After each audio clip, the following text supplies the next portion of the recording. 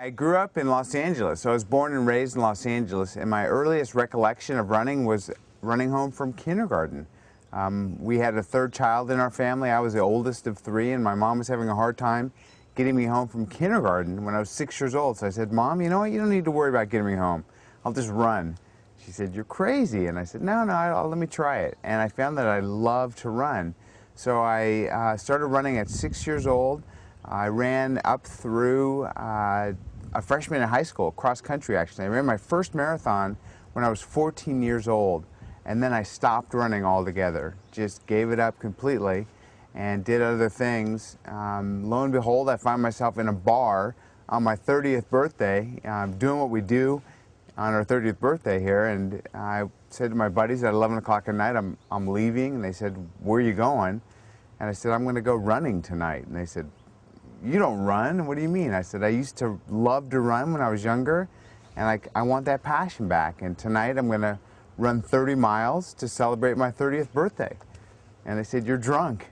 And I said, "Yeah, I am, but I'm still going to do it." So I walked out of a bar at 11 at night and literally ran all night long. I ran 30 miles that night and have become the ultramarathon man ever since. An ultra is defined as anything beyond a marathon. So a marathon is 26.2 miles or 42 kilometers.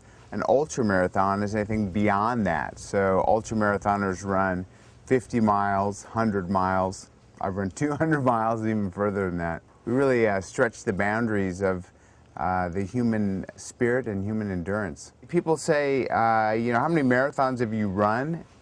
I stopped counting at 100. It's been over 100. I don't think I've run quite 200. Everyone is a different experience. And people say, you know, you've run so many marathons.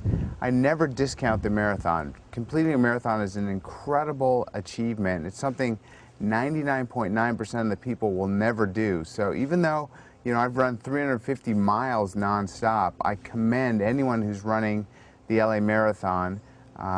26.2 miles. It's just a remarkable achievement. Well, you know, I love running on the trails and I love training on the mountains, but I grew up in LA. I mean, I'm an LA native, so I feel a certain affinity for the LA Marathon. I so look forward to running it every year.